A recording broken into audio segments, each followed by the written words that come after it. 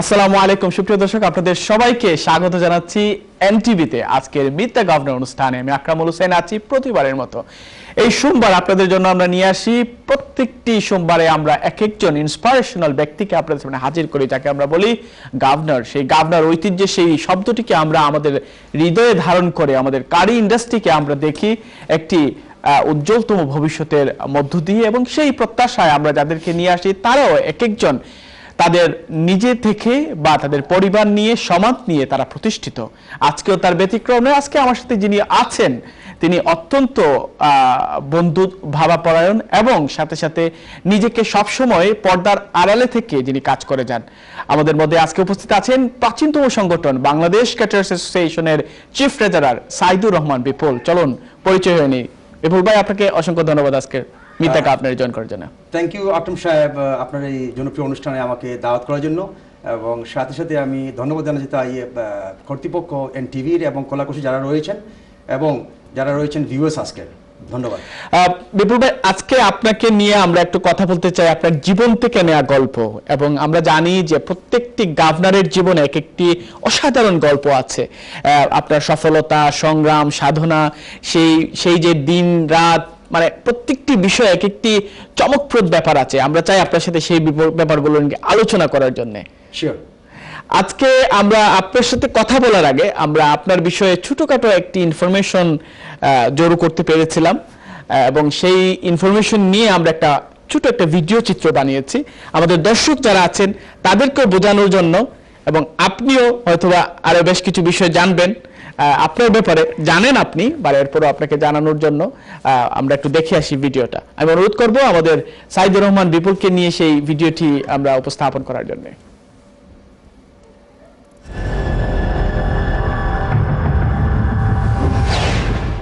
সিলেট বিভাগের মৌলভীবাজার জেলার সদর থানায় জন্মগ্রহণ করেন সাইদুর রহমান বিপুল।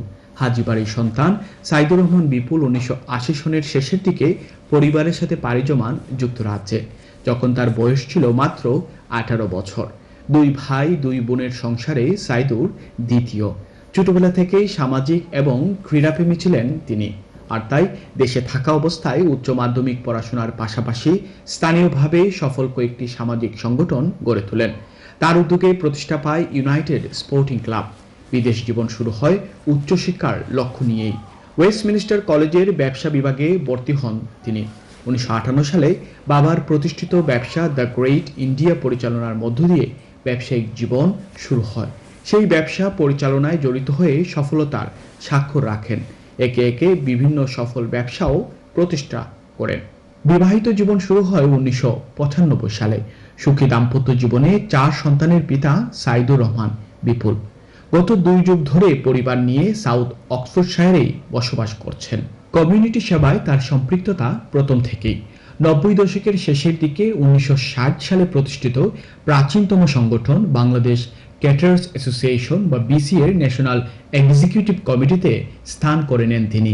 মেধা, সদা হাস্যোজ্জ্বল, পরোপকারী এবং বন্ধুত্বপূর্ণ আচরণ তাকে পৌঁছে দেয় সংগঠনের অন্যতম স্থানে, যারই ধারাবাহিকতায় বর্তমানে তিনি দায়িত্ব পালন করছেন বিসি এর চিফ ট্রেজারার বা প্রধান কোষাধ্যক্ষ পদে।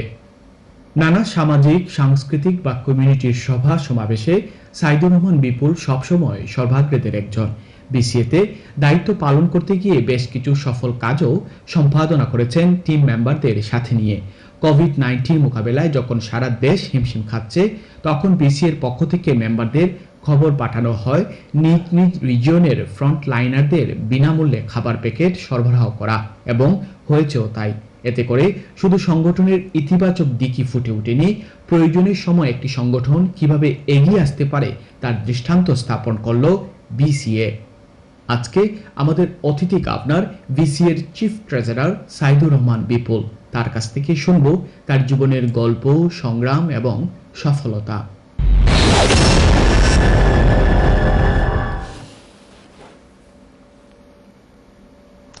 সুপ্রিয় দর্শক, দেখছিলেন সাইদুর রহমান বিপুলকে নিয়ে আমাদের তৈরি করা একটি ভিডিও। ছোট্ট করে সেই ভিডিওতে বিপুল ভাই আপনাকে নিয়ে যে বিষয়টা আমাদের চোখে পড়লো সেটা হচ্ছে যে আপনি বাংলাদেশ ক্যাটারার্স অ্যাসোসিয়েশনের একজন চিফ ট্রেজারার পদে আছেন, পাশাপাশি আপনি 80-র দশকে এদেশে এসেছেন খুব ইয়াং তরুণ সময়ে, আসার পরে আপনাকে আজকে এই পর্যায়ে আপনি 2021-এ আপনি আছেন। এই যে বর্তমান সময় এবং আগের সময়ের যে একটি ব্যবধান, যে পার্থক্য, সেই তুলনা করলে আপনি কোন জায়গাটাতে আপনার চোখে আপনার নজরটা বেশি পড়ছে আমাদের যে একটু কাইন্ডলি বলতেন, এবং আপনার প্রথম জীবনটা কেমন ছিল? ধন্যবাদ আকরাম সাহেব। আসলে যদি গল্প বলি আসার পরে, তাহলে আমাদেরকে অনেক সময় দিতে হবে। সময়টি ছিল এই লেট 80-তে যখন আসি, আমি ওয়েস্টমিনস্টার কলেজে অ্যাডমিশন নেই। মায়ের ইচ্ছে ছিল, বাবাকে ছোটবেলায় হারিয়েছি, মায়ের ইচ্ছে ছিল উচ্চশিক্ষা শিক্ষিত হয়ে আমি ব্যবসাতে জড়িত হব, কিন্তু আনফরচুনেটলি যেহেতু বাবা নেই, আমাকে ব্যবসার দায়িত্ব নিতে হলো সেই লেট 80-তে।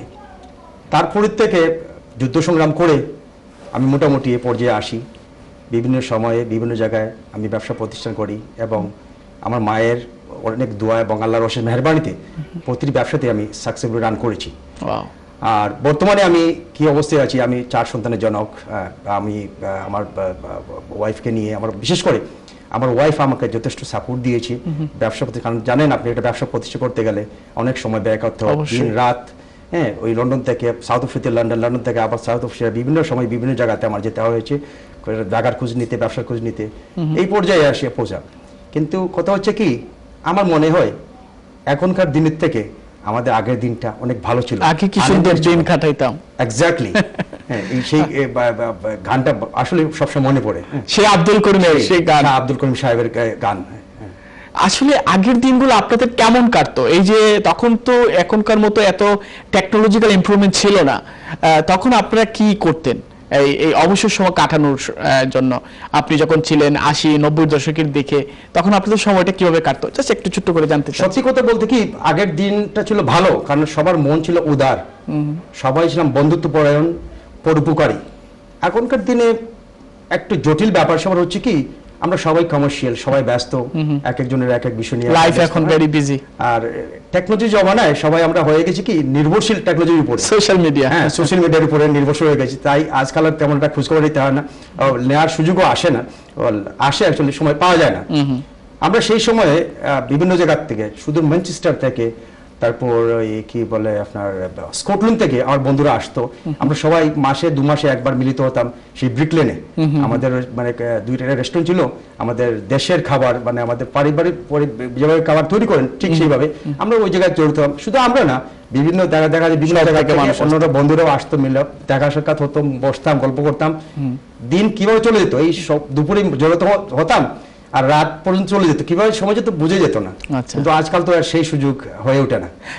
বিপুল ভাই, আপনি আপনার পরিবার নিয়ে কথা বলছিলেন, পাশাপাশি আপনি বলছিলেন যে আপনার বাবাকে আপনি হারিয়েছেন, আবার আপনি দেখলাম যে আপনি আপনার বাবার প্রতিষ্ঠিত যে ব্যবসা ইন্ডিয়ান গ্রেট ইন্ডিয়া, সেটাতে আপনি দায়ভার নিয়েছেন। আপনার পরিবারের ভাই বোনদের মধ্যে আপনি কি সবার বড়? ভাই বোনদের মধ্যে আমি দ্বিতীয়, আমার বোন বড়, তারপর আচ্ছা, মানে ভাইদের মধ্যে আপনি বড়, তাইলে তো আপনার উপর একটা মানে দায়িত্ব অটোমেটিক চলে এসেছে না? তো বাবা ছাড়া আপনার যে এই সময়টা যখন আপনি পাস করেছেন, আপনার কোন জিনিসটা সবচেয়ে বেশি ফিল হয়েছে যে এই আমার আজকে যদি আমার বাবা থাকতেন, এই কাজটা আমাকে সাহায্য করতে পারতেন? কোন বিষয়টা আপনাকে সবচেয়ে বেশি নাড়া দিয়েছে এবং এখনো সেই বিষয়টা আপনি ফিল করেন? সত্যি কথা কি, বাবার যে অনুপস্থিতি সেটা টের পাইনি, কারণ মা দুটো দায়িত্ব নিয়েছিলেন, বাবার দায়িত্ব এবং মায়ের দায়িত্ব, এবং তিনি ওনার সব সুখ আল্লাহ ত্যাগ করে আমাদেরকে সে সময় দিয়েছেন, এবং আমাদের যেটুকু চাহিদা ছিল সাধ্য মতো পূরণও করেছেন। কিন্তু সত্যি কথা যেটা আগেও ফিরে দিচ্ছে, এখনো ফিরে দিচ্ছে, সেই বাবা ডাকটি কখনো মুখের মধ্যে আসেনি, আর আসার সুযোগও হয়নি। সৃষ্টি করতে জানেন কেন উনি ওনাকে এই অল্প সময়ে নিয়ে গেছেন। তখন ওনার বয়স কত ছিল? ইয়াং ছিলেন, হয়তো 49 ছিলেন। উনি কি এই দেশে ছিলেন? জি জি, 1958 সালে তো উনি ব্যবসা, মানে উনি ছিলেন বার্মিংহামে, ওই জায়গায় ওনার বাড়ি ছিল এবং অনেক লোক থাকতেন। ব্যবসা করার পর লন্ডন চলে আসেন চেলসিতে, এবং চেলসিতে 1958-এ যখন সেন্ট্রালে হাতে গোনা 2-4টা রেস্টুরেন্ট ছিল, আমার বাবারও একটা ছিল, 1958 সালে উনি প্রতিষ্ঠা করেন গ্রেট ইন্ডিয়া, স্লোন স্কয়ার চেলসিতে। মানে before Bangladesh born. That's right. 58 এবং বিফোর দি অর্গানাইজেশন বর্ন 1960 আপনার বাংলাদেশ ক্যাটাগরি। তো আপনার বাবা কবে মারা গিয়েছেন? 1978 1978। তাহলে তো বিসি এর সাথে ওনার কি কোনো সম্পৃক্ততা ছিল? যে কারণে উনি ছিলেন ফাউন্ডার মেম্বার। উনি ছিলেন ফাউন্ডার মেম্বার। এবং আপনার বিসি তে আসার পেছনে কি কারণ ছিল? এই যে একটা সংগঠন, প্রাচীনতম একটা প্রতিষ্ঠান, এটা কি আপনার বাবার কারণে নাকি আপনাকেও মাঝে মাঝে? আসলে কথা হচ্ছে কি, আমি তো বাবাকে পাইনি। আমার বয়স 8 ছিল তখন আমার বাবা চলে যান আমাদেরকে ছেড়ে। কিন্তু যখন ব্যবসাতে জড়িত হলাম, জানতে পারলাম এই সংগঠনের কথা বিভিন্ন লোকের মুখে। আর হয়তো আপনি জানেন এই সংগঠনটি প্রতিষ্ঠা করেছিলেন যারা ম্যাক্সিমামই ছিলেন আমাদের মৌলভীবাজারের বাসী, এবং তৎসময়ের প্রতিষ্ঠাতা সভাপতি ছিলেন জনাব জনাব আলহাজ সিরাজুল ইসলাম সাহেব, উনিও মৌলভীবাজারের লোক। ওনারও বেস্ট রেস্টুরেন্ট ছিল সেন্ট্রাল লন্ডনে। তো এই লোক মুখে শোনার পর বসলাম, তখন আমার সিনিয়র যারা ছিলেন আমার রেস্টুরেন্টে আসলেন, আমাকে দাওয়াত দিলেন আমাকে মেম্বার হতে, ফর্ম নিয়ে আসলেন, এইভাবে মেম্বার হওয়া। এরপরে আপনি এসে সম্পৃক্ত হতেন। সম্পৃক্ত হওয়ার পরে কোন বিষয়টাকে আপনাকে সবসময় মানে কাজ করতে উৎসাহ দিয়েছে, বা কে আপনাকে সবচেয়ে বেশি উৎসাহী করেছেন, বা আপনার পরিবার থেকে সেই বিষয়ে? আপনার একটা সংগঠন চালাতে গেলে তো সময়ের একটা ব্যাপার আছে, ব্যবসার সাথে সেই সময়টা কিভাবে মেনটেন করেছেন? আসলে কথা হচ্ছে কি, বা আমাদের যে প্রাণপ্রিয় সংগঠন বাংলাদেশ ক্যাটারি অ্যাসোসিয়েশন, সবচেয়ে ভালো কাজ এটা। আমরা শুধু আমার যে ব্যবসায়ী যারা রয়েছি বা ব্যবসা প্রতিষ্ঠানে যারা সম্পৃক্ত তারা না, আমাদের সমাজের বিভিন্ন বিষয়ে আমরা সহযোগিতা করে থাকি, এবং এই জিনিসটি আমাকে বেশি আনন্দিত করে যখন থেকে সবাই আমরা জড়িত হয় বিভিন্ন দিকে। আপনি জানেন, আপনি মেনশনও করেছেন, আমরা এই প্যান্ডামিকে খাবারের ব্যাপারে যখন সেন্ট্রাল আমাদের ন্যাশনাল এক্সিকিউটিভ থেকে আমাদেরকে সিদ্ধান্ত নেওয়া হলো আমাদের প্রত্যেককে খাবার বিতরণ করতে, আমরা সবাই সবার জায়গা থেকে, সবার অবস্থান থেকে প্রত্যেক এলাকাতে আমরা খাবার বিতরণ করছি। এইভাবে শুধু এটা জাস্ট একটা এক্সাম্পল। আমরা সবসময় বিশেষ করে যারা যে জায়গায় যা সমস্যা রয়েছে যখনই খবর পাই আমরা সহযোগিতা করতে সবসময় উদ্বুদ্ধ।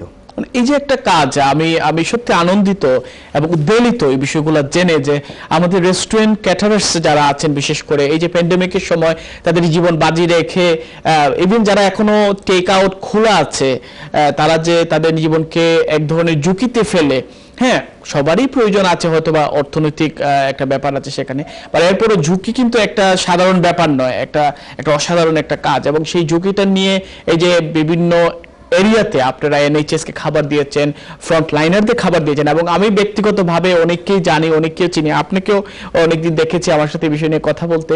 সো আমরা নিউজও করেছি। এই কাজটা আসলে করার কারণে আপনার কি মনে হয় না যে আমাদের কমিউনিটি যে মেইন স্ট্রিমে একটি ভালো একটা ইতিবাচক দৃষ্টি ফুটে উঠেছে এই বিষয়টা নিয়ে? এই যে কাজগুলো আপনারা করেছেন, এবং সেটা আপনারা কি ফিডব্যাক পাচ্ছেন? নিশ্চয়ই এটা ইতিবাচক একটা ব্যাপার, কিন্তু আমি যেটা বলেছি, শুধু এনএইচএস কে এই প্যান্ডামিকে খাবার আমরা শুধু এনএইচএস কে দেইনি, আমরা আমাদের স্ব এলাকাতে যারা হোমলেস রয়েছে খুঁজে বের করে তাদেরকে খাবার দিয়েছি। আমরা ফুড ব্যাংকে খাবার দিয়েছি, নার্সিং হোমে দিয়েছি। নট অনলি দ্যাট, যারা ফ্রন্ট লাইনে কাজ করতেছে এবং এনএইচএস এর সম্পৃক্ত, আমাদের যাদের টেকওয়ে খোলা ছিল বা রেস্টুরেন্ট খোলা ছিল, আমরা টেকওয়ে সার্ভিস করেছি 50% মূল্যহ্রাস দিয়ে 50% ডিসকাউন্ট দিয়ে তাদেরকে আমরা খাবার দিয়েছি। গুড। এবং এটা এখনো কন্টিনিউ আছে?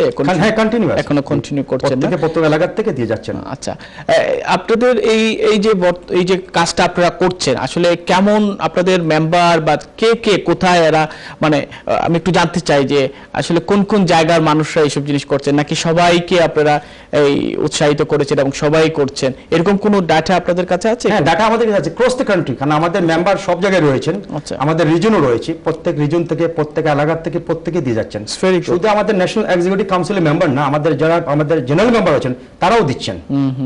কেউ অথবা জানাইয়ে দিচ্ছেন, কেউ না জানিয়ে দিচ্ছেন, সবাই কাজ করছেন। It's really great, it's really great. আমরা এই বিষয় নিয়ে আরেকটু কথা বলবো, বাট আমি আরেকটা বিষয় নিয়ে জানতে চাই, আপনাদের বর্তমান যে ইন্ডাস্ট্রি, আমরা যে ইন্ডাস্ট্রিতে এখন দেখছি, আর প্যান্ডেমিকের আগে একটা ব্যাপার ছিল ইন্ডাস্ট্রিতে, আপনারা নিজেও কাজ করেছেন, স্টাফ শর্টেজ নিয়ে অনেক ধরনের সমস্যা ছিল। এখন আসলে কি ধরনের সমস্যা ফেস করছেন? পাশাপাশি প্যান্ডেমিকের পরে সেই সমস্যাটা আসলে কি হতে পারে, এবং আপনাদের সংগঠনের পক্ষ থেকে সেটা আপনারা কিভাবে মোকাবিলা করবেন বলে আপনারা চিন্তা করছেন? আর সত্যি কথা কি, আমরা যেটা বিশেষ করে আমার কথা বলতেছি, এখন হচ্ছে কি বাঁচার সময়, আমরা কিভাবে বাঁচি, যে সময় এসেছে, যে কঠিন সময় আমরা পার করছি, ব্যবসা আমাদেরকে করতে হবে, কিন্তু তার আগে আমাদেরকে বাঁচতে হবে।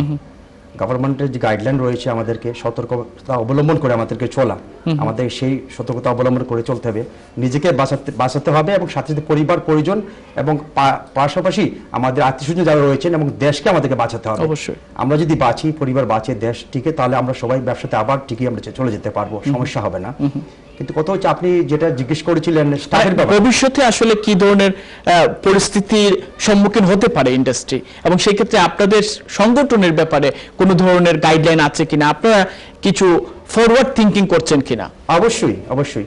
দেশ যেভাবে একটি কঠিন সময় অতিক্রম করছে, আমরা যেটা সবাই যেটা আমরা যে সব কঠিন সময়টা আমরা অতিক্রম করছি, আমাদেরকে মানে প্রস্তুত থাকতে হবে আমরা কিভাবে এটা কাটিয়ে উঠে এই সময়টা আবার আমরা আমাদের জায়গায় চলে যেতে পারি। সমস্যা আছে, সমস্যা থাকবে, তার থেকে আমাদের উত্তোলন হতে হলে আমাদের সংগ্রাম করতে হবে। অবশ্যই। আর আমরা তো সংগ্রামী, আমাদের রক্ততে রয়েছে সংগ্রাম, অবশ্যই ইনশাআল্লাহ আমরা এটা পারবো না কেন।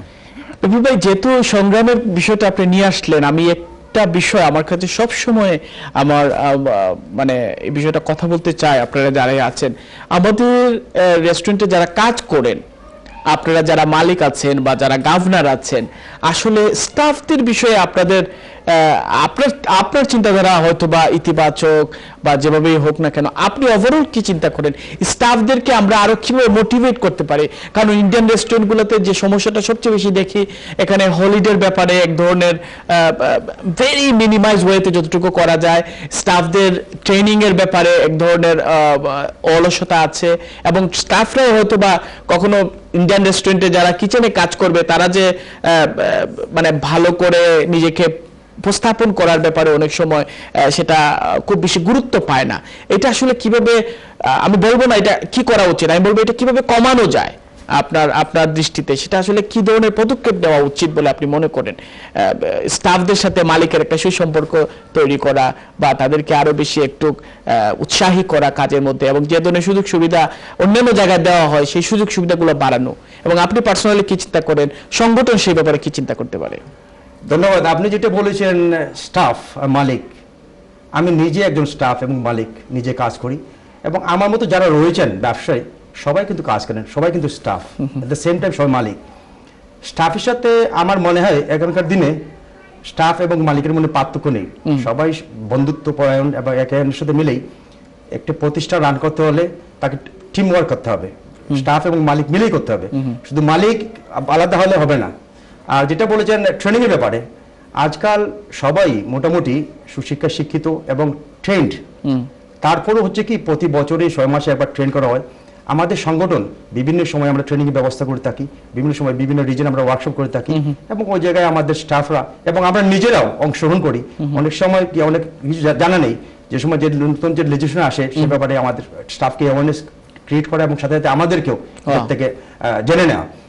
তো আর হলিডের ব্যাপারে যেটা বলেছেন, আমার জানা মতো কোনো কমপ্লেন আমার কাছে আসেনি বা আমি জানিও না। যেভাবে গভর্নমেন্টের যে নিয়মকানুন রয়েছে আমরা সেভাবেই করতেছি এবং হলিডে দিচ্ছি। এবং যেটা বলেছেন আমাদের ইন্ডাস্ট্রিতে, আমাদের রেস্টুরেন্ট ইন্ডাস্ট্রিতে সত্যি কথা বলতে কি অনেকে অনেক কিছু বলেন, আজকাল কারিয়া হচ্ছে কাজ করবো না, রেস্টুরেন্টে কাজ করবো না, এই সেই। কিন্তু কথা হচ্ছে কি আমাদেরকে বলে গেলেন আমাদের রোডটা আমাদেরকে মনে রাখতে হবে, আমরা কোথা থেকে এসেছি। আজকে আমাদের ডাক্তার বলেন, ইঞ্জিনিয়ার বলেন, অ্যাকাউন্টেন্ট বলেন, আর যাই কিছু বলেন, আজকে মন্ত্রী মিনিস্টার আমাদেরকে এমপিও রয়েছেন, কোথা থেকে আসছেন? ঋষি সুনাক রেস্টুরেন্টে কাজ করছেন আমাদের প্রাইড, আমাদের বাংলাদেশি বংশোদ্ভূত, ব্রিটিশ বাংলাদেশি বংশোদ্ভূত আনোয়ার চৌধুরী সাহেব ব্রিটিশ অ্যাম্বাসেডর ছিলেন, উনি নিজে সবসময় বলেন উনি রেস্টুরেন্টে কাজ করেছেন। আজ যে আমরা যেই অবস্থানে আছি, এদেশে আমাদের অনেক বিত্তমান লোক রয়েছেন, কিন্তু প্রত্যেকের রুটি হচ্ছে কি আমাদের কারি ইন্ডাস্ট্রি, ওদের থেকে আসা। বিপুল ভাই, একটা বিষয় আপনাকে মনে হয় সেই বিষয়টা আমার সাথে একমত হতে পারেন, এটা আপনার উপর, যে এখনো কিন্তু অনেক সুযোগ আছে আমাদের। যেভাবে ব্রিটিশ হাই কমিশনার আমাদের বাংলাদেশি আনোয়ার চৌধুরী কাজ করেছেন, যেভাবে ঋষি সুনাক রেস্টুরেন্টের সাথে সম্পৃক্ত ছিলেন, তো আমার মনে হয় আমাদের আরো সুযোগ আছে না ইয়াং জেনারেশনকে একটি ভালো একটা পরিবেশ তৈরি করে দেওয়া, রেস্টুরেন্ট ইন্ডাস্ট্রিতে তাদেরকে আরো বেশি ওয়েলকামিং করা। তো সেটা আসলে কেন হচ্ছে না? আমি বলবো কেন হচ্ছে না। আপনার কাছে প্রশ্ন উত্তর থাকতে পারে, কাইন্ডলি যদি আমাকে বলেন, এবং আমার দর্শকরা সেটা অবশ্যই শুনতে পারবে। যদি আপনাকে প্রশ্ন করি যে সুন্দর একটা পরিবেশ তৈরি করে দেওয়া, সেটা আপনি কি বুঝতে চাচ্ছেন আমি ঠিক বুঝতে পারছি না। কারণ আমাদের রেস্টুরেন্টের যে পরিবেশ রয়েছে আমার দৃষ্টিতে খুবই ভালো পরিবেশ রয়েছে, এবং নতুন যে আমাদের ইয়াং জেনারেশন বিভিন্ন, যখন আমার ছেলে স্টাডি করতেছে অ্যাট দ্য সেম টাইম ব্যবসা রান করতেছে, ঠিক একইভাবে আমার পরিবারে অনেক সদস্য রয়েছে, নতুন জেনারেশন রয়েছে, তারা রেস্টুরেন্টে কাজ করতেছে। নট অনলি দ্যাট, লেখাপড়ার পাশাপাশি নিজ উদ্যোগে ব্যবসাও প্রতিষ্ঠা করছে এবং চালিয়ে যাচ্ছে। তো নতুন জেনারেশন জন্য নতুন পরিবেশ, মানে সুন্দর একটা পরিবেশ, আমার মনে হয় সুন্দর পরিবেশ আছে। এর থেকে আবার কিভাবে আর সুন্দর দেওয়া যায়, আমরা আপনার কাছে আমি জানতে চাই, সবাই যদি বলেন। হ্যাঁ, অবশ্যই, ধন্যবাদ আপনাকে। এই জন্যই বলছিলাম, আপনিও তো আমার সাথে একমত না হতে পারেন। আসলে বক্তব্যটা আমার না, বক্তব্যটা হচ্ছে যারা ইন্ডাস্ট্রিতে আছেন, ইন্ডাস্ট্রি নিয়ে চিন্তা করছেন তাদেরকে। আমাদের কথা হচ্ছে আমরা আপনাদের সাথে যখন কথা বলি, আপনার ইন্ডাস্ট্রির লিডার, হ্যাঁ, এবং একটা সংগঠনের সাথে আছেন, তো এই বিষয়গুলো আপনাদের সাথে তুলে ধরা। আমি পরিবেশ বলতে যেটা বোঝাতে চাচ্ছি, আপনার কি মনে হয় যে একটা মানুষ যখন ম্যাকডোনাল্ডসে কাজ করবে এবং একটা মানুষ যখন রেস্টুরেন্টে কাজ করবে, তো এটা কি একই ফরম্যাটে আপনি রাখতে পারবেন? সেটা কি মানে, নাকি এর মধ্যে কোনো ধরনের ডিফারেন্স আপনি খুঁজে পাবেন? একই ফরম্যাটে কি বুঝতে চাচ্ছেন আমি সেটা মনে করেন আমাদের আওয়ারের ব্যাপারে, আমাদের আওয়ারের যে ব্যাপারটা আছে, এরপরে যখন একটা মানুষ যখন কাজ করবে, তখন যখন তার মনে করেন প্রত্যেকটি ধাপে ধাপে এগিয়ে যাওয়ার একটা ব্যাপার আছে, সার্টিফিকেশন একটা ব্যাপার আছে, এডুকেশনের যে ব্যাপারটা, আপনার ধরেন একটা প্রতিষ্ঠানে যখন কাজ করা হয়, তার যখন কাজটা শেষ হয়ে যায়, এই প্রতিষ্ঠান থেকে যাতে সে কাজটাকে ওইভাবে ইউজ করতে পারে নেক্সট তার ক্যারিয়ারে, যাতে এই জবটা হয়। আমাদের কি এরকম কোনো সুযোগ আছে আমাদের ইন্ডাস্ট্রিতে, যে একটা মানুষ যখন ওয়েটার, যেমন customer service, huge profession, hospitality ইন্ডাস্ট্রিতে প্রায় মানে মিলিয়ন মিলিয়ন পাউন্ড বেতন নিচ্ছে কাস্টমার সার্ভিস করে, এই ধরনের কিছু আমাদের কি ইন্ডাস্ট্রিতে আছে যে একটা মানুষ তখন ডিগ্রি শেষ করে সে কাজে জয়েন করবে, বা তার স্যালারি বা এই ধরনের থ্রেশহোল্ডের দিকে বা পরিবেশের দিকে বা সময়ের দিকে আরো কিভাবে একটু ডেভেলপ করা যায়, কিভাবে আরো জিনিসটাকে আগায় নেওয়া যায়? ধন্যবাদ। কত হচ্ছে কি, আপনি যেটা বলেছেন ম্যাকডোনাল্ডে কাজ করে যে লোক কাজ করে, বা আমাদের ইন্ডিয়ান রেস্টুরেন্টে বা ইন্ডিয়ান বাংলাদেশি রেস্টুরেন্টে যারা কাজ করছেন তাদের ওয়েজেসের ব্যাপারে তার চেয়ে অনেক বেশি আমাদের ব্যবসাতে আমরা দিয়ে থাকি তাদের বেতন। আর যেটা বলেছেন, যেটা তার লেখাপড়া শেষ করে উচ্চতর ডিগ্রি নিয়ে আমাদের রেস্টুরেন্টে কাজ করা, সেটা হয়তো অনেক ব্যবসাতে সম্ভব হবে না। আমাদেরকে দেখতে হবে ব্যবসার অবস্থাটা কি ব্যবসা করতেছেন। যদি ছোট ব্যবসা হয় তাহলে তো সেটা মিট করতে পারবে না, কিন্তু প্রথম অবস্থায় তার তো যার জায়গাতে থাকে না, ডিগ্রি শেষ করে লেখাপড়া শেষ করে কোথায় যাবে, চাকরি পাচ্ছে না, বাবা বলেন, চাচা বলেন, পাড়া প্রতিবেশী বলেন, বন্ধু বলেন, অ্যাটলিস্ট একটা আমাদের প্রতিষ্ঠান যেখানে সে কাজ করতে পারতেছে। ধন্যবাদ। আমি আরেকটা বিষয় আপনার কাছে ইন্ডাস্ট্রির ব্যাপারে জানবো, এরপরে আমরা আরেকটা প্রসঙ্গে যেতে চাই, যে ইন্ডাস্ট্রি আসলে কি ধরনের লুপ হোল আছে বলে আপনি মনে করেন? যেমন ধরেন, এটা আমি জানতে চাচ্ছি আপনার কাছে, ইন্ডাস্ট্রিতে কি ধরনের এখন এমন কিছু আছে যেটা নাকি আমাদের করতে হচ্ছে এবং আমরা জানি না সেই জিনিসটা আসলে কেমন ডিফিকাল্ট এবং কেমন ক্ষতি আমাদের জন্য নিয়ে আসতে পারে ভবিষ্যতে? আমার দৃষ্টিতে, সবার না, আমার দৃষ্টিতে যেটা বলবো, যেটা আমাদেরকে প্রাইসিং এর ব্যাপারে সতর্ক থাকতে হবে। কারণ আজকাল যে আমাদের মেটেরিয়ালস, র মেটেরিয়ালস হচ্ছে দাম অনেক বেশি, কিন্তু অনেক জায়গায় দেখা গেছে কি আমাদের প্রাইসটা লো। ওই যেটা কথা হচ্ছে কি, আমাদের দেখা দেখি ব্যবসা, যেটা ব্যবসার জন্য ব্যবসা করেন না, আপনি একটা ব্যবসা করেছেন, ভালো করতেছেন, আপনার পাশাপাশি আমি ওটা ব্যবসা খুলে দিলাম, কিন্তু তাতে অসুবিধা নেই, কম্পিটিশন আমি ওয়েলকাম করি সবসময়, এটা ভালো। কিন্তু কথা হচ্ছে গুণগত মান এবং প্রাইসিংটা, সেটা আমাদেরকে লক্ষ্য রাখতে হবে। আর যদি সেটা আমরা লক্ষ্য রাখি, তাহলে আমরা লাভবান হবই নিশ্চিত। ধন্যবাদ। আমার মনে হয় আরেকটি বিষয় অ্যাড করতে পারি আমরা, যেখানে থার্ড পার্টির যে প্ল্যাটফর্মগুলো আছে, সেইটা কি ইন্ডাস্ট্রিকে কোনোভাবে কোনো ধরনের ক্ষতি করছে কিনা? কথা হচ্ছে ডিপেন্ড, মার্কেটেও আজকাল থার্ড পার্টি অনেক রয়েছেন, কিন্তু কথা হচ্ছে কি ওই জায়গা থেকে মানে কমিশনটা কি হচ্ছে এবং সুযোগটা আমরা কি পাচ্ছি, সেটা আমাদেরকে লক্ষ্য রাখতে হবে। তো সেই বিষয়টা নিয়ে কি আমরা কি খুব বেশি প্রবলেম ফেস করবো কিনা অদূর ভবিষ্যতে, আপনার কি মনে হয়? আমার মনে হয় যারা সেদিকে লক্ষ্য রাখছেন না, করতে হচ্ছে কি, এক তো প্রাইস তাদের কম দামে বিক্রি করতেছেন, অন্যদিকে আবার দেখা যাচ্ছে কি ওই থার্ড পার্টিকে আবার কমিশন দিচ্ছেন, কিন্তু এই কমিশন দেওয়ার পরে লো প্রাইস দিয়ে বিক্রি করে কি মুনাফা ওই থেকে অর্জন করবেন, সেটা প্রশ্নবিদ্ধ। বাট তারা তো আবার এদেরকে ছাড়া ব্যবসাও পরিচালনা করা সম্ভব হচ্ছে না অনেক সময়।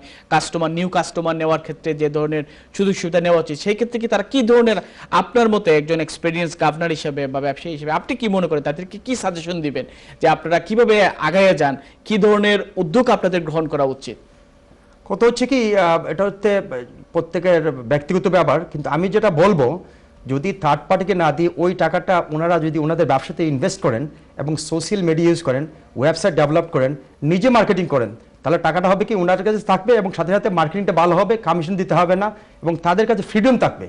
থার্ড পার্টি তো সব কিছু তারা থার্ড পার্টি কন্ট্রোল করতেছে, ওই পয়সাটা কষ্টের তাদের ওর জাতীয় কষ্টের পয়সাটা যাচ্ছে থার্ড পার্টির কাছে। তা আমি ভিউয়ার্স উদ্দেশ্যে বলবো যারা ব্যবসায় জড়িত আছেন, থার্ড পার্টিকে না দিয়ে নিজ উদ্যোগে আপনারা ভালো ওয়েবসাইট ডেভেলপ করেন, সোশ্যাল মিডিয়া ইউজ করেন, নিজে মার্কেটিং করেন। Fantastic, thank you very much for your wonderful suggestion. আমরা তো দীর্ঘক্ষণ আপনার ব্যবসায়িক অভিজ্ঞতা নিয়ে কথা বললাম, একটু টাচ করতে চাই পরিবার নিয়ে। শিওর। আপনি বলেছেন আপনি পরিবারের আপনি দ্বিতীয়, আপনার মা বাবার দ্বিতীয় সন্তান এবং বড় বোন আপনার। ভাই বোন কোথায় থাকেন? একসাথেই থাকেন নাকি ওনারা কোথায় আছেন এখন? সত্যি কথা আমার ভাই বোন সবাই লন্ডনে ও চেলসিতে বসবাস করতেছেন, আমি শুধু সাউথ অক্সফোর্ডশায়ারে। আপনি শুধু সাউথ অক্সফোর্ডশায়ার। এই সাউথ অক্সফোর্ডশায়ার বলতে তো অক্সফোর্ডে আমরা অক্সফোর্ডের পাশাপাশি একটি গ্রাম। আচ্ছা, তো সেখানে যাওয়ার কি কারণ ছিল? ব্যবসায়িক কারণ? এটা দুটি কারণ। প্রথম হচ্ছে লন্ডন নিয়ে একটু বিরূপ প্রতিক্রিয়া ছিল নিজের মধ্যে, বাচ্চারা একটু ডিফারেন্ট এনভায়রনমেন্টে বড় হবে। আচ্ছা। আর এই যে কৌতূহল যেটা সবার মধ্যে, অক্সফোর্ড, ক্যামব্রিজ, সেটাই কাজ করেছিল। মানে একটা পজিটিভ যে শুধু না, একটা এডুকেশনাল এনভায়রনমেন্ট আছে সেখানে, ভালো একটা পরিবেশে যাওয়া মনের মধ্যে ছিল। তো অক্সফোর্ডের যে পরিবেশটা যেহেতু অক্সফোর্ডের পাশাপাশি, সেটার থেকে একটা প্রতিক্রিয়া বাচ্চাদের উপর পড়বে এবং সাথে সাথে আমার ব্যবসায়িক কিছু কারণও ছিল। ওই জায়গায় পাশাপাশি আমার একটা ব্যবসা ছিল, এখনো আছে, সেটা আমাকে রান করতে সুবিধা হবে, সেই কারণেই আমার মূলত মানে লন্ডন থেকে চলে যাওয়া। ফ্যান্টাস্টিক। আমরা আপনার আব্বুর কথা জেনেছি, এবার আপনার আম্মার ব্যাপারে একটু জানতে চাই। আপনার আম্মা তো এখনো আছেন আপনাদের সাথে? জি জি, ধন্যবাদ। আমার মা আপনাদের দোয়া এখনো আমাদের মাঝে আছেন এবং তিনি বেশিরভাগ সময় বাংলাদেশে অবস্থান করেন। আচ্ছা, বাংলাদেশ ভালো পছন্দ করেন উনি না? উনি সবসময়। ওনার শখ কি ছিল জীবনে, যেটা নাকি আপনার সবসময় ইচ্ছা হতো যে ওনার শখটাকে পূরণ করা? এই ধরনের কোনো শখ আপনার সাথে কখনো শেয়ার করেছেন? আসলে ছিল, সেটা আমার উপরেই ভর্তায়। ওনার ইচ্ছে ছিল, আমার বাবারও ইচ্ছে ছিল যে সুশিক্ষা শিক্ষিত হয়ে উচ্চতর শিক্ষা ডিগ্রি নিয়ে আমি ব্যবসা বা চাকরিতে মনোনীত হব, কিন্তু সেটা আনফরচুনেটলি সম্ভব হয়ে ওঠেনি। যেহেতু আলহামদুলিল্লাহ আপনি তো ওয়েল কমিউনিটিতে ওয়েল এস্টাবলিশ একজন মানুষ, শিক্ষা তো অবশ্যই একটা প্রয়োজনীয় বিষয়। যেটি আপনি প্রশ্ন করেছেন মায়ের ইচ্ছা, হ্যাঁ, কিন্তু সেই ইচ্ছা আমি পূরণ করতে পারিনি। আচ্ছা আচ্ছা, আনফরচুনেটলি।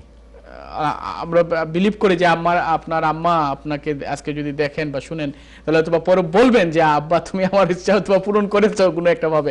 আমার মনে হয় যে অবশ্যই প্রত্যেক মায়েরই ইচ্ছা থাকে ছেলে বড় পড়াশোনা করে ডিগ্রিদারি করে কিছু একটা করবে, বাট আলটিমেটলি আমাদের মনে হয় এন্টারপ্রেনারশিপটা তো আরেকটু ডিফারেন্টলি যদি আমরা একটু দেখি।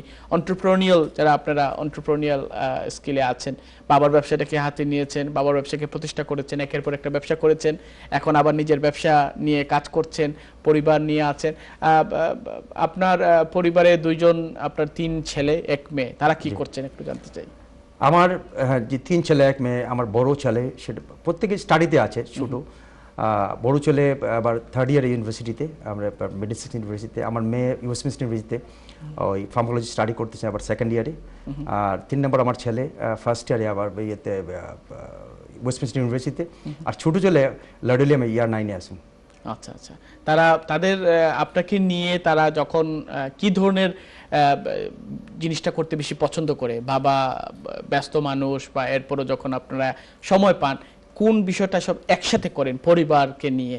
আপনি, আপনার ছেলে, আপনার মেয়ে, আপনার সহধর্মিনী। তাদের ডিমান্ড হচ্ছে, যেহেতু তারা ব্যস্ত লেখাপড়া স্টাডি নিয়ে, আমিও ব্যস্ত আমার ব্যবসা বাণিজ্য নিয়ে, সামাজিক কাজকর্ম নিয়ে, উইকেন্ডে সাধারণত এই সপ্তাহ শেষের দিকে যাতে সময়টা তাদের সাথে অতিবাহিত করি, সেটাই তাদের চাওয়া। আমি চেষ্টা করি, যদিও সবসময় পারি না, তো চেষ্টা করি আর কি, যাতে করে উইকেন্ডে তাদের সাথে সময় দিতে, আর বসে গল্প সল্প করা, বিভিন্ন সময় আমরা ফিল্ম দেখা, খাবার দাবার একসাথে খাওয়া, এটাই। বাইরে যাওয়া, ঘুরে বেড়াতে যাওয়া, ঘুরতে যাওয়া। আমি লাস্ট একটা প্রশ্ন জানতে চাই এবং এরপরে আমরা একটা ব্রেকে যাব। আপনি এবং ভাবি মানে কখন মান অভিমানটা হয় বেশি? আসলে জটিল প্রশ্ন হচ্ছে, জটিল বিশেষ করে এই ব্যবসায়িক সময় তো আপনি জানেন ব্যবসা রান করতে আমাকে সময় বাইরে সবসময় বেশি, তারপর আবার সামাজিক কাজকর্ম নিয়ে বাইরে সময়টা নিয়েই মানবীয় হয়। তারপরেও এর মধ্যে কম্প্রোমাইজ হয়, যখন জানে সে যে আমি একটা ভালো কাজে আসি, প্রথমে হয়তো একটু অভিমান থাকে, তারপর সেটা আবার শেষ হয়ে যায়। তাহলে আপনি ভাবিকে কি কমপ্লিমেন্ট দিবেন? এই প্রোগ্রামে তো আপনি এসেছেন, আপনি প্রথমেই বলেছেন, এরপর আপনার কি যে জিনিসটা কখনো বলা হয়নি, এই ধরনের কোনো কথা আছে যেটা এখন বলতে চান? অবশ্যই কমপ্লিমেন্ট হচ্ছে কি, ধন্যবাদ জানাতে যে সময়টা আসলে পরিবারে দেওয়ার কথা ছিল কিন্তু দেয়া হয়নি। আর সবসময় যে সহযোগিতা পেয়েছি পরিবারের পক্ষ থেকে, সহযোগিতা, এবং শুধু সহযোগিতা বললে হবে না, সাহায্য বলতে হবে, কারণ কি বিভিন্ন সময় বিভিন্ন বিষয়ে সাহায্য নিতে হয়, সেটা পেয়েছি। এজন্য তাকে অসংখ্য ধন্যবাদ জানাতে চাই। থ্যাংক ইউ বিপুল ভাই। এবং আপনার কথাগুলো শুনে আমার মনে হয় আপনার পরিবারের যারা শুনছেন তারাও অবশ্যই এই বিষয়গুলো নিয়ে আনন্দিত হবেন। আর আশা করি আপনার কাজ চালিয়ে যাবেন এবং ভবিষ্যতে আমরা এই বিষয় নিয়ে আরো একটু কথা বলবো। আমি বিরতিতে যাচ্ছি এখন, বিরতি থেকে আবার ফিরে আসছি। সুপ্রিয় দর্শক, কথা বলছিলাম আজকে আমাদের অতিথি সাইদুর রহমান বিপুল। আপনারা জানেন বাংলাদেশ ক্যাটারার্স অ্যাসোসিয়েশনের চিফ ট্রেজারার এবং একজন বন্ধুত্ব পরায়ণ ব্যক্তিত্ব, যিনি সবসময় হাসি মুখে থাকেন। আজকে তাকে নিয়ে আমরা কথা বলছি, তার জীবন থেকে কিছু কথা আমরা শুনছি এবং আপনাদেরকে শোনাচ্ছি, এবং পাশাপাশি আমাদের ভবিষ্যতে কি হতে পারে ইন্ডাস্ট্রি। একটি বিষয় আমরা সবাই অনুধাবন করতে পারি যে এখন আমাদের এই সময়ে যে ধরনের অ্যাক্ট প্রয়োজন, এটা অবশ্যই you have to be act like a businessman, এবং একজন ব্যবসায়ী হিসাবে আপনার প্রত্যেকটি বিষয় পরখ করে দেখতে হবে। আমি পরখ কেন বললাম, কারণ সূক্ষ্মভাবে পরখ করতে হবে। কারণ আপনি যদি সেই জায়গায় কোনো ধরনের ইনডিসিশনে ভুগেন এবং সেটা যদি কোনোভাবে আপনাকে একটু অন্য ফর্মুলা বাতায়, যেটা নাকি আপনার ব্যবসার জন্য ভালো না, নেতিবাচক প্রভাব পড়ে, তাহলে কিন্তু সেই ব্যাপার থেকে আপনারা অনেকটাই একটা দুঃস্বপ্নের মতো হতে পারে অদূর ভবিষ্যতে। পাশাপাশি আমাদের বর্তমান কোভিড-19 আমরা জানি যে একটি মরণঘাতী ভাইরাস, এবং এই ভাইরাসে আমাদের মধ্য থেকে অনেক প্রিয়জন চলে গেছেন এবং আমাদের কমিউনিটিতে অনেক গুণী ব্যক্তিবর্গ ছিলেন যাদেরকে আমরা হারিয়েছি, অনেকে অসুস্থ অবস্থায় আছেন। সো আমরা চাই সবাই সতর্ক থাকুন, শুধু ব্যবসায়িক স্বার্থে নয়, নিজেকে সামাজিকভাবে নিজের বা পারিবারিক পরিবারের কথা চিন্তা করে নিজের সুস্থভাবে শরীরকে আপনি গঠন করুন, এবং সাথে সাথে আপনার আগামীর ভবিষ্যৎ, আগামীর অবস্থানকে মাথায় রেখে আপনারা এগিয়ে যান। আবার আমরা চলে যাচ্ছি আমাদের অতিথি আজকের সাইদুর রহমান বিপুল, আপনার কাছে একটু জানতে চাই। আমরা তো বিরতির পূর্বে আপনার সাথে কথা বলছিলাম, বেশ কিছু বিষয় নিয়ে আমরা আলোচনায় ছিলাম। এই প্রোগ্রামটা আসলে আমরা প্রত্যেক এনটিভির পক্ষ থেকে আয়োজন করা হয়েছে এই জন্যে যে আমাদের একটা আমাদের কোভিডের আগে এক ধরনের, আপনি জানেন যে আমরা বিভিন্ন জায়গায় রোড শো করার পরিকল্পনা ছিল এবং ইতিমধ্যে 3টা রোড শো আমরা করেছি, এবং বাট কোভিড আসার কারণে সেটা স্টপ করতে হয়েছিল সামহাও। বাট এরপর আমাদের কর্তৃপক্ষের পক্ষ থেকে যে বিষয়টা আমাদের কাছে সবচেয়ে বেশি উল্লেখযোগ্য মনে হয়েছে যে আমরা এই প্রোগ্রামগুলোর মাধ্যমে যাতে করে আপনাদের মতো যারা গভর্নর আছেন, যারা এই যে এনএইচএস কে খাবার দিয়েছেন, এই ভালো স্টোরিগুলো তুলে ধরা, আমাদের ইন্ডাস্ট্রিকে কিভাবে সাজানো যায়, ইন্ডাস্ট্রিকে কিভাবে পরবর্তীতে আগানো যায়, সেই ব্যাপারগুলো নিয়ে কাজ করা। তো এই প্রোগ্রামটার এটি একমাত্র একটাই কারণ, এবং এই কারণগুলো আমরা বাস্তবায়ন করার চেষ্টা করছি। বিপুল, আপনার সাথে কথা বলার আগে বিপুল ভাই, আমি কিছু কলার লাইনে আছেন, আমি একজন কলারকে নিয়ে আপনার কাছে আবার ফিরে আসছি। তাই কে আছেন লাইনে? কলার, আসসালামু আলাইকুম। ওয়ালাইকুম সালাম। ভাইয়া কেমন আছেন আপনারা? জি, আমরা ভালো আছি। আপনি কে বলছেন? আমি শেখ ইয়ামান বলছি, লন্ডন থেকে, ওয়েম্বলি থেকে। বিপুল ভাইয়ের সাথে কথা বলি? হ্যাঁ বিপুল ভাই, শুনতে পাচ্ছেন, আপনি বলেন। আসসালামু আলাইকুম। ওয়ালাইকুম সালাম। বিপুল ভাই, জি ভাই, কি অবস্থা আপনার থেকে? আমার তো ভালো লাগতেছে, আপনি তো এই সুন্দর লাগতেছে আপনি জামাতা। তো আমার একটা কোয়েশ্চন, আপনারা এখন কিতাব হল্লা বিছিয়ে ওখানে তো অনেক রেস্টুরেন্ট বন্ধ হয়ে যায় প্রায়, আপনার এই লন্ডন, ইংল্যান্ড, স্কটল্যান্ড, ওয়েলস, সব জায়গায়। তো আমি তো দেখলাম যে এত রেস্টুরেন্ট বন্ধ, তো আপনারা তো বিসিএ একটা বড় সংগঠন, আপনি এটা ট্রেজারার, আমরা তো প্রাউড করি আপনার লিয়া।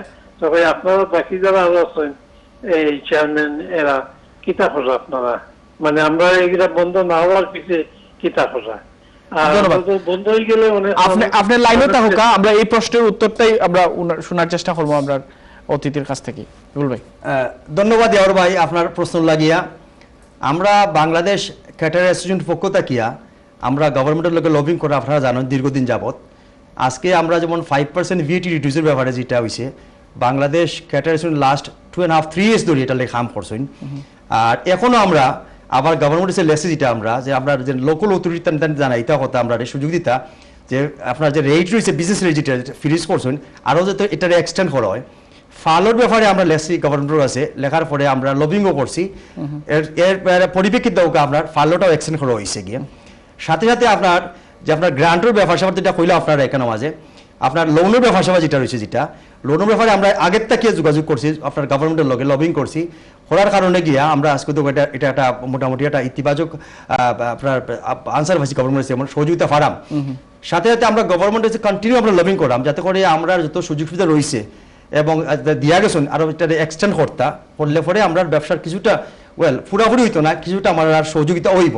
কিন্তু বন্ধর ব্যাপারে যেটা কথা হয়েছেন যে লন্ডন, ইয়াস আসলে কথাটা সত্য, যেটা অনেক রেস্টুরেন্ট বন্ধ হয়েছে। বন্ধ হওয়ার কারণ হইল ওটা আপনার যে লন্ডনের যে মানুষ যারা আছেন, যারা বাস করা, এরা বড় মানুষ, ধনী মানুষ, এরা অনেকে হচ্ছে কি আপনার গীতা যে নিজে বাসার লাগি গিয়ে তারা ব্যবসা বাণিজ্য ফালাই তুইয়া গিয়া তারা গেছেন গিয়ে আপনার ভিলেজে গেছেন গিয়া, মুভ হয়ে গেছেন গিয়া। তো লন্ডন আর সেকেন্ড থিং যেটা হয়েছে আপনার যেমন বাইরের থেকে তো মানুষ আন না, তো লন্ডনের ব্যবসা প্রতিষ্ঠান বেশিরভাগই আপনার ফরেনার ফ্রি নির্ভর করে, যেহেতু ফরেনার আন না এ ব্যাপারে গিয়া আপনার গিয়া রেস্টুরেন্ট বন্ধ হয়ে গেছে।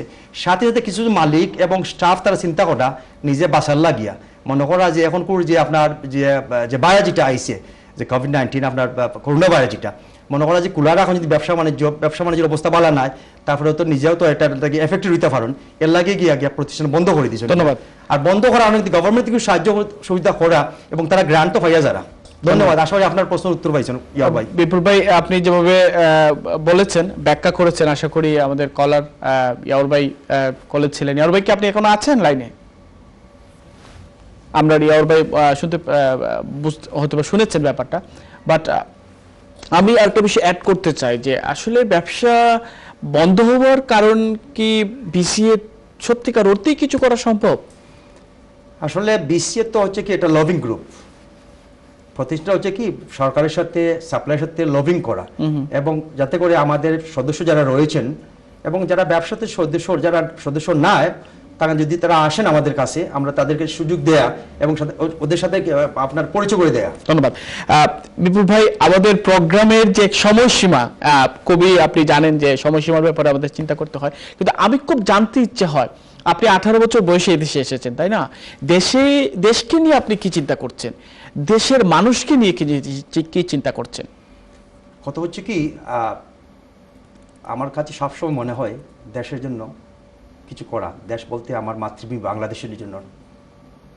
যদি আপনার পিপাসা পায়, আপনাকে আমি কোক দেই, তাহলে সে তৃপ্তি পাবেন না। পানির যে তৃপ্তি পাওয়া যায়, আমার মধ্যে সেই অনুভূতি সবসময় কাজ করে। যাতে করে আমার বাবার ইচ্ছে ছিল, আমার পূর্বপুরুষ যারা ছিলেন তারাও দেশের জন্য, এলাকার জন্য অনেক কিছু করেছেন। তাদের দিকে চিন্তা ভাবনা করে আমাকে নিজেও সবসময় সেটা কোন বিষয়টা আপনার সবচেয়ে বেশি মনে হয় যে দেশের জন্য করতে চান আপনি? Not for now, probably in future. সবচেয়ে বেশি কথা যেটা মনে পড়ে, এতিমদের জন্য কিছু করা। Wow, fantastic. আমরা আসবো আপনার কাছে, আমাদের আরো কয়েকজন কলারকে নিতে হচ্ছে। হ্যাঁ, লেটস টেক দ্য কল। আসসালামু আলাইকুম কলার, কে আছেন লাইনে? হ্যালো, আসসালামু আলাইকুম। ওয়ালাইকুম সালাম। আকরাম ভাই কেমন আছেন? আমি ভালো আছি, আপনি কে বলছেন এবং কেমন আছেন? আমি নজমুল ইসলাম। আপনার প্রোগ্রামে আমি অনেক সময় ফোন করে থাকি। Wow, fantastic, thank you very much. আমার রেগুলার কলার। বলেন আপনার আজকে কি ধরনের পরামর্শ? আপনার অতিথির কাছে আমার সালাম। বিপুল ভাইকে আমি ওনাকে চিনি না, কিন্তু ওনাকে আমার সালাম। ওয়ালাইকুম আসসালাম। আমাদের রেস্টুরেন্টে দেখেন এই যে প্যান্ডামিকের কারণে অনেক রেস্টুরেন্ট, বিপুল ভাই বলছেন যে লন্ডনে অনেক রেস্টুরেন্ট বন্ধ হয়ে যাচ্ছে, ঠিক আছে, মানুষ বাইরে চলে যাচ্ছে, কিন্তু আমরা তো ধরেন সুডা টাউনে থাকি, এখানে 10-12টা রেস্টুরেন্ট আছে, প্রায় রেস্টুরেন্ট বন্ধ হয়ে গেছে। আমি থাকি স্কান্তফে থাকি, ওয়াও, অনেক দূরে। আপনি ওই যে আপনার সাগর পাড়ের সেই গ্রিনি এর নাম কি এরিয়ার? আপনাদের স্কান্তফের এখানে স্টিল এরিয়া, স্টিল জি, স্টিল। হ্যাঁ বলেন ভাই। স্টিল। আচ্ছা, তো বিপুল ভাইকে আমি ওনাকে চিনি না, ওনাকে আমার সালাম। বিপুল ভাই বলছেন যে এই দিনে ওনারা কি করছেন, গভর্নমেন্টকে লবি করছেন, ঠিক আছে? আপনি কি শুনতে পাচ্ছেন? জি শুনছি, আপনি খুব সংক্ষিপ্ত করে বলতে, বেশ সময় নাই আমাদের। জি জি, এই যে লবির কারণে যে আমরা 5 পাউন্ড বিএটি রিডাকশন হয়েছে, 5 পাউন্ড বিএটি রিডাকশন হয়েছে, এবারে গভর্নমেন্টের বাউন্স ব্যাক লোন এগুলা তো সবার জন্য করা হয়েছে, ঠিক আছে, শুধু ইন্ডিয়ান রেস্টুরেন্টের জন্য না, এই গ্রেট পিছনে যত হসপিটালিটি আছে সবাইকে দেওয়া হয়েছে, ঠিক আছে। জি, এইটা গভর্নমেন্ট করছে সবার জন্য। কিন্তু আমি দেখতেছি যে আমাদের যে রেস্টুরেন্ট ভবিষ্যতে আমরা অনেক রেস্টুরেন্ট ক্লোজ হয়ে যাবে। কেন ক্লোজ হয়ে যাবে? Thank you. কারণ দর্শক, আপনাকে একটা ছোট্ট প্রশ্ন করতে চাই, আপনি কি ক্যাটারার্স হিসাবে আছেন, রেস্টুরেন্টে আছেন তো না? জি জি জি, আমি 1999 থেকে রেস্টুরেন্টে আচ্ছা, আপনি কি এই ধরনের কোনো সংগঠনের সাথে জড়িত আছেন? আমি এই ধরনের সংগঠনের সাথে জড়িত না, কিন্তু ধরেন এই জন্য আমাদের কেটারিং। থ্যাংক ইউ কলার। আজকে আপনি একবারে লাস্টে ফোন দিয়েছেন, আমাদের অনেক কলার লাইনে আছেন। আমি বিপুল ভাইয়ের কাছ থেকে ছোট করে বোঝার চেষ্টা করব। আপনার প্রশ্নটা আমরা ক্লিয়ার না, যতটুকু বুঝতে পেরেছি যে আপনি অনেক কিছু আছে সুযোগ সুবিধা, কিন্তু ওনারা কি নিয়ে এসেছেন এটা হয়তো আপনি চেষ্টা করেছেন প্রশ্ন করার জন্য। আমাদের নেক্সট কলার। হ্যালো, আসসালামু আলাইকুম। জি, ওয়ালাইকুম সালাম কলার। জি, আমি জামান বলছিলাম বার্মিংহাম থেকে। হ্যাঁ, আমার একটা কোশ্চেন আছে যে এই মুহূর্তে তো অনেক রেস্টুরেন্ট দেখতে পেলাম যে বিক্রি হচ্ছে এবং মানুষ কেনা বেচা করছে, এই সময় আসলে রেস্টুরেন্ট কেনাটা কতটা ওয়াইজ ডিসিশন আসলে? Thank you. আরেকটা কোশ্চেন হচ্ছে যে এখন যদি কোনো রেস্টুরেন্টের যে নতুন ওনার কি আসলে সরকারি কোনো যে সুবিধাগুলো দিচ্ছে ওগুলো নিতে পারবে কিনা? Thank you. আমরা সেকেন্ড কোয়েশনের প্রশ্ন আপনি আরেকটি প্রোগ্রামে করবেন, আমাদের আইন বিষয়ক প্রোগ্রামে। আমরা এই বিষয়ে প্রশ্ন উত্তর এখানে দিতে পারবো না, কিন্তু আমি ফার্স্ট কোয়েশন আমার এই কলারের ব্যাপারে আপনি কি বলবেন? ফার্স্ট কোয়েশ্চনটা ক্লিয়ার ছিল না, আমি শুনিনি। না, ফার্স্ট কোয়েশন বলতে এই কলারের ফার্স্ট কোয়েশন ছিল যে এখন মানুষে যে রেস্টুরেন্ট কিনছে বা বিক্রি করছে এটা আসলে কতটুকু বুদ্ধিমানের কাজ, এক কথায় বলবেন। কথা হচ্ছে কি, সেটা তো তাদের উপরই বর্তায় যারা বিক্রি করতেছেন এবং যারা কিনতেছেন, উনিই ভালো জানেন। ফ্যান্টাস্টিক। এবং আমাদের প্রথম কলারের যে কোয়েশনটা ছিল, উনি যেটা বোঝাতে চেয়েছেন, আপনি যেটা বলছেন যে ফার্লো বা এগুলো তো সরকার অন্যান্য জায়গায় দিচ্ছে, বাট এই স্পেসিফিক্যালি আসলে বিসিএ কি করছে ওইটাই ওনার প্রশ্ন ছিল। কত হচ্ছে কি, উনি যে প্রশ্নটা করেছেন সেটা কতটুকু আমি পুরোপুরি একটু বুঝতে পারিনি। আমি একটু অ্যাড করছি, মানে বিসিএ আসলে কি করা উচিত আমি আরেকটু অ্যাড করি আপনার সাথে। আপনারা যেভাবে কোভিডে খাবার দিয়েছেন, বিভিন্ন কিছু দিয়েছেন এবং পরবর্তীতে কলার যে প্রশ্নটা করেছেন আমাদের বাংলাদেশ ক্যাটারিং অ্যাসোসিয়েশন, কিন্তু আমার মনে হয় বা উনি অত ক্লিয়ার না, বাংলাদেশ ক্যাটারিং অ্যাসোসিয়েশন কোনো কিছু দিতে পারবে না, কিন্তু ক্যাটারিং অ্যাসোসিয়েশনের দায়িত্ব হচ্ছে কি আমাদেরকে সুযোগ সুবিধা সম্বন্ধে জানিয়ে দেয়া। ধন্যবাদ। আমরা যারা রয়েছি, যদি উনি মেম্বার হন তাহলে আরো বেশি জানতে পারতেন। ধন্যবাদ বিপুল ভাই, আমাদের হাতে সময় একবারেই শেষ হয়ে গেছে। আমরা আপনার কাছ থেকে 30 সেকেন্ডে একটা মেসেজ চাচ্ছি, আপনি আপনার দর্শকের উদ্দেশ্যে বলতে পারেন। প্রথমে আমি ধন্যবাদ জানাতে চাই আকরাম সাহেবকে, আপনি আমার এই জনপ্রিয় প্রোগ্রামে আমাকে দাওয়াত করার জন্য। আর ধন্যবাদ জানাতে চাই আপনার এনটিভির কর্তৃপক্ষ এবং কলাকৌশলী এবং ভিউয়ার্স যারা রয়েছেন আজকে আমাদের প্রোগ্রাম দেখেছেন। আর সত্যি কথা কিছু, আমাদের প্রোগ্রামটা আপনার এই মেক দ্য গভর্নর খুবই জনপ্রিয় একটা প্রোগ্রাম, এবং সবচেয়ে বড় কথা হচ্ছে কি যে এনটিভি যে উদ্যোগ নিয়েছেন, বিশেষ করে আমাদের এই গভর্নরদের জীবন জানা, কোত্থেকে আসা, কিভাবে আজকে প্রতিষ্ঠা দেওয়া, আসলে সত্যি এটা একটা আনন্দদায়ক ব্যাপার। ধন্যবাদ এনটিভিকে। ধন্যবাদ আপনাকে, ধন্যবাদ আমাদের অনুষ্ঠানে জয়েন করার জন্য। এবং আমরা এই জার্নিতে আপনাকে সবসময় চাই, বিসিএ কে আমরা সবসময় চাই এবং অবশ্যই পাই, আবারও পাবো সেই প্রত্যাশা ব্যক্ত রেখে আপনাকে আজকে এখানে বিদায় দিচ্ছি। সুপ্রিয় দর্শক, আমার সাথে আজকে যে অতিথি ছিলেন, আমরা দীর্ঘক্ষণ কথা বলছিলাম, এরপরও আমাদের অনেক কথা আমাদের বলার ছিল, কিন্তু সময়ের কারণে আমরা সেই কথা বলতে পারিনি। পরবর্তীতে আমরা পরবর্তী এপিসোডে আমরা এইরকমই ইন্সপিরেশনাল গভর্নরদেরকে আপনার সামনে হাজির করব এবং আমাদের না জানা অনেক বিষয় আমরা জানার চেষ্টা করব। পাশাপাশি আমাদের যারা খুব কষ্ট করে সংগ্রাম সাধনা করে এই ইন্ডাস্ট্রিতে আছেন তাদেরকে নিয়ে কথা বলবো। সুপ্রিয় দর্শক, আজকের মতো এখানে বিদায় নিচ্ছি। সবাই ভালো থাকুন, সুস্থ থাকুন, কিপ ওয়াচিং এনটিভি এবং সবাই